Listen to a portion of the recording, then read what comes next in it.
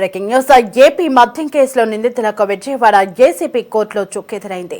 నిందితులు చెవిరెడ్డి భాస్కర్ రెడ్డి, సజ్జల శ్రీధర్ రెడ్డి, చాణక్య, బాలాజీ కుమార్ యాదవ్, నవీన్ కృష్ణ, వెంకటేష్ నాయుడు దాఖలు చేసిన బెయిల్ పిటిషన్లను న్యాయస్థానం కొట్టివేసింది. 7 నిందితుల బెయిల్ పిటిషన్లను ఏసీపీ కోర్టు కొట్టివేయడంతో నిందితులను పోలీసులు జైలుకు తరలించారు.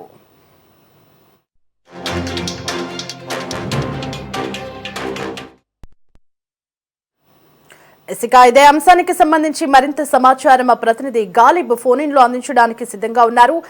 గాలిబ్, ఏపీ మద్యం కుంభకోణం కేసులోని 7 నిందితులు దాఖలు చేసినటువంటి బెయిల్ పిటిషన్ ని ఏసీబీ కోర్టు కొట్టేసినట్లుగా తెలుస్తోంది. మరి దానికి సంబంధించిన పూర్తి డీటెయిల్స్ ఏంటి? ఇప్పటికే లిక్కర్ స్కామ్ కేసులోని 5 నిందితులకు బెయిల్ వచ్చిన నేపథ్యంలోని మిగతా నిందితులు బెయిల్ కోసం ప్రయత్నాలు కొనసాగిస్తున్నారు. అయితే ఇందుకు సంబంధించిన బెయిల్ మీద పిటిషన్ పై ఇప్పటికే విచారణ ముగిసిన నేపథ్యంలోని ఈ రోజు ఏసీపీ కోర్టు నిర్ణయాన్ని ప్రకటించడం జరిగింది.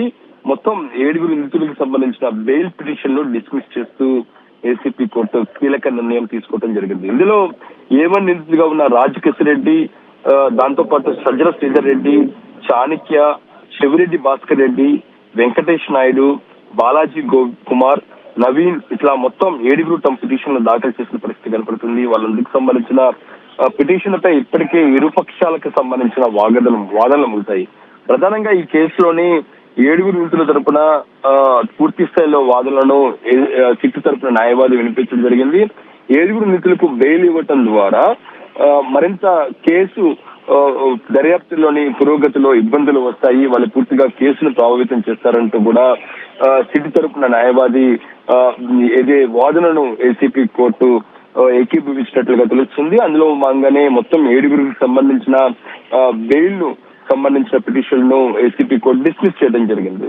ఇందులో ప్రధానంగా చూసినట్టయితే రాజకేశిరెడ్డి, దాంతో పాటు చెవిరెడ్డి ఇద్దరు కూడా ఇప్పటికే పలుమార్లను పిటిషన్లు దాఖలు చేసిన నేపథ్యంలోనే వాళ్ళకి మరోసారి ఇందుకు సంబంధించిన ఇబ్బందులు వచ్చాయి. అయితే చెవిరెడ్డి మాత్రం తన ఆరోగ్య సమస్యలను ఎత్తి చూపుతూ బెయిల్ కోసం ప్రయత్నాలు చేసినట్లుగా తెలుస్తుంది. ఈ అంశాలనే చెవిరెడ్డి తరపున న్యాయవాది తన వాదనలు వినిపించిన నేపథ్యంలోని ఏసీపీ కోర్టు ప్రస్తుతం మొత్తం 7 సంబంధించిన బెయిల్ పిటిషన్ ను డిస్మిస్ చేయడం జరిగింది. దీంతో నిందితులను పోలీసులు జైలుకు తరలించారు. అయితే ఇప్పటికే మొత్తం 12 మంది అరెస్ట్ కావగా 5 సంబంధించిన బెయిల్ రావడం జరిగింది.